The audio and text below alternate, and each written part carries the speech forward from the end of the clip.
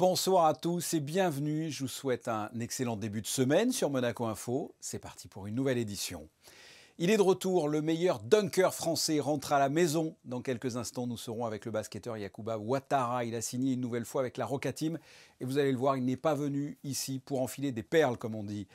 Nous resterons ensuite dans le domaine sportif avec les derniers résultats des JO. Notre équipe sur place vous donnera des nouvelles de la délégation monégasque, que ce soit Quentin Antonielli en aviron, qui a passé les quarts, ou la première expérience olympienne pour la jeune nageuse Claudia Verdino, qui n'a pas réalisé la performance qu'elle souhaitait, sans oublier une interview de la pongiste Xiao Xingyang, qui s'est qualifiée pour le 3e tour.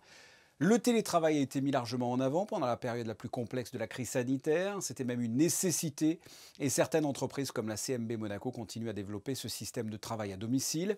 Avec nous ce soir, l'administrateur délégué de cette banque qui nous présentera les avantages du télétravail, que ce soit pour les salariés mais aussi pour la communauté, puisque cela fait baisser l'empreinte carbone. L'occasion également de voir comment se porte le secteur financier. Et pour finir, nous reviendrons sur la grande soirée de gala de Fightets Monaco dans la salle des Étoiles, avec à l'honneur la musique disco du groupe ABBA. Retour sur cet événement à la fois festif et caritatif. Mais comme je viens de vous le dire, nous allons recevoir un invité que les fans de basket apprécient particulièrement ici, à Monaco. Le Yak is back. Bonsoir Yacouba Ouattara. Bonsoir. C'est votre retour à Monaco. Bienvenue, re-bienvenue, re-bienvenue même, j'ai envie de vous dire. Que nouveau votre venue justement à Monaco? Comment se fait-il que vous êtes de retour? Bah, j'ai eu contact avec le GM au lycée qui m'avait fait part de leur volonté de me voir revenir avec l'équipe. Forcément, pour moi, Monaco, ça occupe vraiment une place spéciale dans mon cœur. Et venir ici pour pouvoir jouer l'Euroleague en plus, c'est tout simplement exceptionnel, quoi.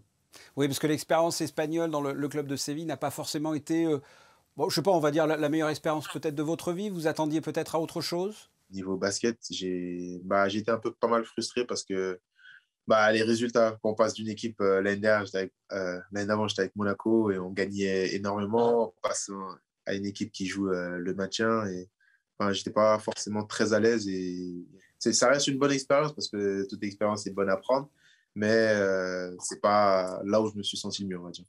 Dans quel état d'esprit êtes-vous et comment vous sentez-vous actuellement, physiquement, moralement? Très, très bien. Là, j'essaie de profiter des derniers jours de vacances qu'il y a, tout en me maintenant en forme. Je suis très motivé à l'idée d'entamer cette nouvelle saison. Vous avez suivi la saison dernière de Monaco, notamment en Eurocup. Comment vous l'avez trouvé cette équipe? Très bonne, hein, très forte, notamment mentalement, parce qu'il aura fallu beaucoup de mental pour arriver à gagner ce titre européen. Avec le contexte actuel qu'on connaît, le Covid et compagnie, les championnats qui a été coupé pendant un certain moment, c'était très dur de garder un rythme régulier et malgré tout ça, ils sont allés chercher le titre de champion, quoi. Et c'est pas facile, c'est vraiment pas facile. Quels sont vos objectifs concrètement avec la Roca Team, notamment en Euroleague? Si on y va, c'est pas pour faire figuration et voilà, c'est à faire le maximum. Ça sera forcément une année de découverte, mais on sera pas là pour faire joli, entre guillemets, je dirais. Vous avez regardé la belle performance des Bleus qui ont battu les États-Unis au JO en match de poule lors de leur première rencontre? J'ai vu les derniers instants et un peu avant la mi-temps. Elle peut aller loin, vous pensez, cette équipe de France? C'est sûr il y a tout ce qu'il faut pour faire quelque chose. C'est une question peut-être un peu cruelle, hein, et je m'en excuse, mais vous qui êtes un joueur international, vous avez joué en équipe de France, qu'est-ce que ça vous fait de regarder ces matchs à la télé? C'est une frustration? Pas du tout. Vous les encouragez quand même? Oui, non, je les encourage. Je suis très content pour eux. Je suis très content pour les gars qui sont là-bas et tout. Après, moi, personnellement, c'est sûr que j'aurais adoré y participer, mais j'ai aucune rancœur ou quoi que ce soit parce que ça fait partie du jeu et c'est comme ça, hein, qui sait, j'aurai peut-être ma chance à l'avenir. On le souhaite, on le souhaite. En tout cas, c'est nous qui vous encouragerons tout au long de cette saison avec l'équipe de Monaco. Et encore une fois, bienvenue, vous êtes ici, chez vous, Yacouba Ouattara. Et merci d'avoir répondu à mes questions. Merci à vous et c'est avec vraiment un grand plaisir que je reviens à Monaco et vivement que qu'on commence cette saison. La victoire de l'équipe de France en basket n'est pas le seul résultat à retenir de ces Jeux Olympiques. Une équipe de Monaco Info est sur place à Tokyo pour suivre la délégation monégasque. Rejoignons justement Émilie Rousseau au Japon. Émilie, vous avez suivi les quarts de finale de Quentin Antonelli en skiff. On peut dire que cela s'est plutôt bien passé pour le monégasque. Oui, une belle 4e place pour Quentin Antonelli. On l'a senti concentré sur son objectif. Malgré une course relevée, il a su être au rendez-vous. Le rameur monégasque se qualifie donc pour les demi-finales CD. Je vous propose d'écouter son entraîneur, Daniel Fauché, et puis Quentin Antonelli que nous avons pu rencontrer à l'issue de ce quart. Il a fait exactement ce qu'il fallait qu'il fasse, c'est-à-dire qu'il a fait une course pleine du début à la fin. Il s'est bagarré, ce qui fait plaisir à voir franchement quand on est sur le bord. Et puis lui, il a vu qu'il n'était pas si loin que ça des tout meilleurs. Hein. Il est les 12 premiers là, il n'est pas si loin que ça. Donc on va voir s'il confirme sur les 2 prochaines. En étant 4e en quart de finale, je tire une assez bonne demi-finale. Donc il y a 2 4e, donc je fais partie des 4e. Et c'est une course qui est jouable. Donc on va partir pour essayer de terminer devant aussi. Ça va être un peu de challenge parce que je retombe contre le Péruvien qui m'avait battu en série. Donc une petite revanche à prendre de ce côté-là. Et voilà, enfin, je pense que ça va être une belle course. Il va falloir partir avec de la passion. Et la demi-finale de Quentin Antonelli sera à suivre le 29 juillet prochain. Elle a été décalée de 2 jours en raison des mauvaises conditions météo qui sont annoncées à Tokyo dans les jours qui viennent. Un mot de natation à présent, Émilie, et l'entrée en compétition de Claudia Verdino. Sa série ne s'est pas déroulée comme elle le souhaitait. Non, pas vraiment Fabien. Claudia Verdino a appris avec surprise à la fin de sa course sa disqualification du 100 mètres brasse. Ce sont les juges vidéo qui ont détecté une ondulation irrégulière. Elle nous explique cela. Je me sens pas forcément super déçue, je suis quand même super fière de moi parce que quand j'ai touché le mur, je me suis dit que j'avais tout donné, que j'avais rien à regretter. Donc, après, on va dire que je suis un peu surprise parce que je m'attendais pas à me faire disqualifier tout court et encore plus me faire disqualifier pour ça. Donc un peu surprise, on va dire, pas déçue mais surprise plutôt. Alors en fait c'est que le mouvement de brasse normalement il doit se terminer comme ça. Et moi, on m'a dit qu'à la place de faire comme ça, je faisais comme ça et j'avais un petit mouvement avec ma jambe derrière. Donc voilà, enfin moi je le sentais même pas, c'est quelque chose que je sens pas, c'est quelque chose qu'on voit pas en dehors de l'eau. D'ailleurs les juges ils avaient même pas remarqué, c'est vraiment la vidéo sous-marine. Donc voilà, j'essaierai de corriger ça et de sentir un peu plus. Je suis vraiment super contente d'être venue, je regrette rien du tout. Et en fait, je me rends compte de la chance qu'on a d'être ici parce que c'est vraiment pas donné à tout le monde, c'est un cercle restreint et voilà, c'est incroyable, c'est une expérience incroyable et j'ai hâte de partager ça avec mes amis, ma famille, tout le monde.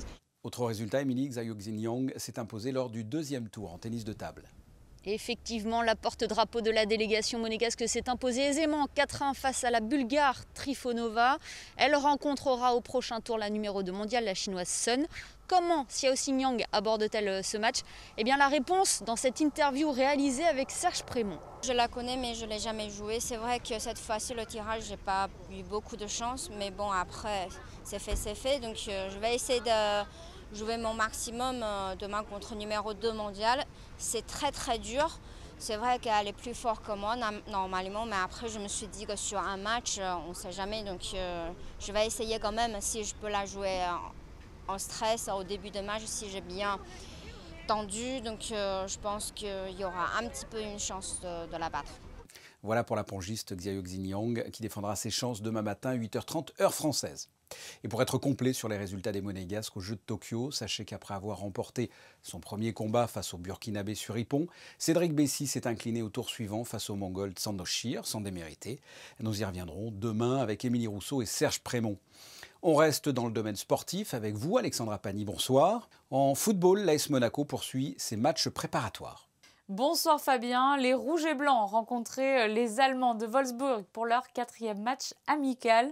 L'AS Monaco obtient une 3e victoire en 4 matchs en s'imposant 2-1. Les hommes de Niko Kovac resteront donc invaincus. Pas de Formule 1, Alexandra, ce week-end, mais de la Formule E. Après New York, les Formule 1 ont signé un retour dans les rues londoniennes, un circuit qui n'a que peu souri au pilote de l'écurie monégasque Rocket Venturi Racing. Eduardo Mortara a signé une 9e place dans la course 1 qui lui a rapporté 2 points, puis une 11e place en course 2. Norman Nato n'a lui pas terminé une seule course du week-end. Et plusieurs cavaliers ont concouru le week-end dernier à Vilamoura, au Portugal, sous les couleurs de la Principauté. Il s'agissait du championnat d'Europe de saut d'obstacles. Fabien, la Principauté de Monaco était représentée par Katarina Repetto, Eva Ré, Eline Tomel et Romane Serré dans la catégorie enfants, mais également par Anastasia Nielsen, Cristina Klebanova et Inigo Lopez de la Ossa Franco dans la catégorie junior. Et les deux groupes se sont classés 14e par équipe. Nous vous en avons parlé dans une précédente édition. Ce dimanche 25 juillet a eu lieu la journée mondiale de prévention de la noyade et des ateliers de sensibilisation étaient organisés sur la plage du Larvoto. Ne quittez jamais vos enfants des yeux, c'était le slogan choisi pour cette campagne 2021 de la Fondation Princesse Charlène qui lutte depuis sa création pour la prévention de la noyade.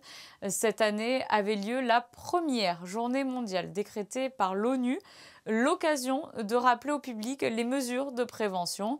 En ce sens, plusieurs ateliers étaient installés sur la plage du Larvoto toute la journée. Rappelons que la noyade est l'une des 10 principales causes de décès entre 1 et 24 ans. Merci Alexandra pour ce point info. On vous retrouve dans quelques minutes pour la météo. Dès le début de la crise sanitaire, le télétravail a été mis en place très rapidement en principauté, que ce soit au sein de l'administration, mais aussi dans le privé comme dans le domaine bancaire. Nous sommes avec l'administrateur délégué de la CMB Monaco, Francesco Grozzoli. Bonsoir. Bonsoir. Pendant la crise sanitaire, la majorité de vos employés ont travaillé à distance, c'est bien ça ? Oui, tout à fait. On a mis en place, dès la première semaine, un dispositif de travail à distance où nous avons eu pratiquement 80% de la population de nos collègues employés qui a travaillé de leur domicile. Et malgré l'amélioration sanitaire d'il y a quelques mois, vous avez quand même décidé de continuer cette expérience. Expliquez-nous pourquoi. On a gardé de travail à distance jusqu'à fin juin, où nous avions 65% de la population à la maison et 35% sur site. Et on a pris la décision, en fait, de mettre en place le dispositif de télétravail tel que le prévoit la loi monégasque. Nous avons mis en place un test en juillet et en août pour pouvoir vraiment faire le test du télétravail où chacun de nos employés a le choix de rester entre 1 jour et 2 jours en travail permanent à la maison. Et ça, ce serait quelle que soit la situation sanitaire, ça pourrait être comme ça tout le temps?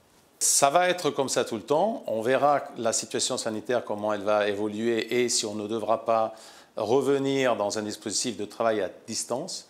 Mais on a vraiment fait le choix de démarrer le télétravail tel qu'il est prévu dans la loi. Et cela va être pérenne à partir de juillet. Quels sont selon vous les avantages du télétravail? Parce qu'il y en a plusieurs. Ça va être un grand confort pour nos employés. Vous savez que beaucoup des employés qui viennent travailler en principauté ont de longues heures de trajet travail domicile et vice-versa. Donc cela va leur permettre d'économiser quelques heures de voiture par semaine et ainsi d'être beaucoup plus productifs. Côté service, on va pouvoir, en travaillant de son domicile, pouvoir faire des tâches qui nécessitent beaucoup plus de calme et de concentration, chose qui, des fois, n'est pas toujours évident dans un grand open space comme toutes les banques ont de plus en plus. Quels sont les retours de la part de la clientèle? Qu'est-ce qu'ils en pensent? Est-ce qu'il y a une différence? Alors, je pense qu'on a fait un effort énorme lors du premier confinement, lorsqu'on a maintenu le service de la banque. On n'a jamais fermé un seul jour, donc tous les services de la banque ont fonctionné. Aujourd'hui, je pense que la clientèle a, comme les banques et comme beaucoup d'autres professions, a compris qu'on peut travailler par vidéo.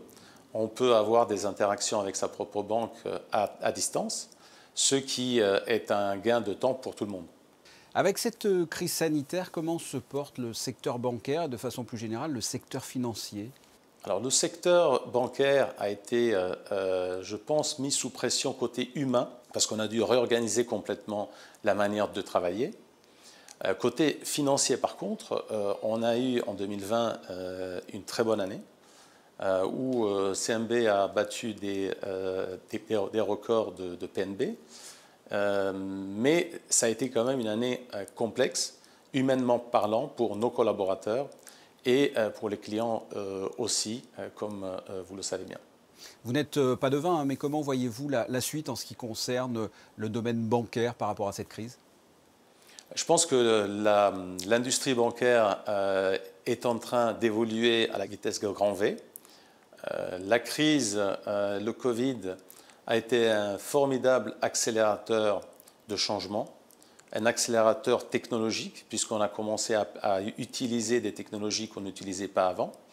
Et vraiment, le fait de pouvoir se rendre compte qu'une banque peut fonctionner avec 80% de son personnel pas sur site, ce qui est quand même un changement énorme par rapport au paradigme et aux standards que nous avions jusqu'à maintenant. Voilà, la CMB qui pratique le télétravail. Merci Francesco Grosoli d'avoir répondu à mes questions. Merci beaucoup. La princesse Stéphanie l'avait évoqué samedi sur notre antenne. Le week-end a été marqué par l'organisation du gala de Fightets Monaco au cœur de la salle des étoiles. Retour sur cet événement à la fois festif et caritatif avec Sandrine Nègre et Sylvain Péroumal. Il n'avait pas eu lieu en 2020, samedi soir, au cœur de la salle des étoiles, le gala de Fightets Monaco, présidé par son Altesse Sérénissime, la princesse Stéphanie, a rappelé que le VIH était toujours là. Ce virus célèbre d'ailleurs un bien triste anniversaire. En juin 1981, il y a tout juste 40 ans, un premier cas était détecté. On touchait quasiment au but il y a quelques mois. Et bien, cette épidémie Covid, par sa priorisation qui est bien normale, nous avait reculé à tout niveau, que ce soit en France ou dans le monde. Et malheureusement, on a perdu une dizaine d'années. Et si on peut donner quelques chiffres, dans le dépistage par exemple, moins 60% de dépistage en moins depuis le début de l'épidémie Covid. Et vous savez que le dépistage est essentiel pour dépister les gens qui ne se savent pas séropositifs, qui représentent 2/3 des nouvelles contaminations. Et cette soirée était présentée par Camille Gottlieb et Marc Tuesca sur scène. La tombola en partie numérique, une première, a permis de récolter plus de 30 000 €. Une somme qui est un réel soutien pour l'association et ses actions. Parmi les lots, ce trench Alter Design signé Pauline Ducruet. Ces fonds qui sont récoltés servent aux actions menées globalement par Fightets Monaco, c'est-à-dire en principauté pour l'accompagnement des personnes vivant avec le VIH, pour la prévention, pour les sessions de formation aussi que nous avons tout au long de l'année pour les équipes, et puis à financer la maison de vie, qui est le projet donc, depuis 11 ans que la princesse a créé et qui accueille beaucoup de résidents tout au long de l'année.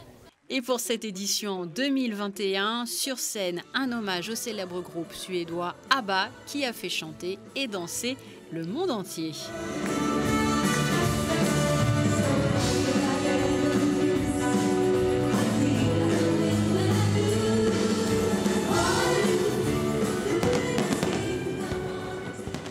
Feux d'artifice, musique festive, mais au-delà de ce joyeux rendez-vous, sachez que l'association compte sur vous tout au long de l'année. Alexandra, on vous retrouve pour un aperçu de la météo de mardi. La journée sera dans la majorité ensoleillée. Il faudra compter sur quelques passages nuageux, notamment dans la matinée. Les températures seront de saison avec 21 degrés le matin et 27 degrés l'après-midi. La Méditerranée affichera un agréable 25 degrés. Nous fêterons les Nathalie. Nathalie, un prénom immortalisé dans la chanson de Gilbert Bécaud, et même si la place rouge était vide, etc., etc. On se quitte, comme d'habitude, avec les photos du jour. Et ça me permet de vous rappeler que l'on est en plein été. Il fait chaud, il faut donc penser à bien s'hydrater. Il faut boire 1,5 litre, voire 2 litres par jour. Attention, l'alcool ne compte pas. Fermez également vos volets si le soleil donne dessus. Mettez un linge humide à vos fenêtres, par exemple. Choisissez vos heures de sortie et trouvez des zones ombragées lorsque vous vous promenez. Ces photos signées Michael Alési et Stéphane Dana mettent en pratique ce que je viens de vous dire. La suite de vos programmes sur Monaco Info. Merci de votre fidélité. On se retrouve demain à la même heure. À très bientôt. Au revoir.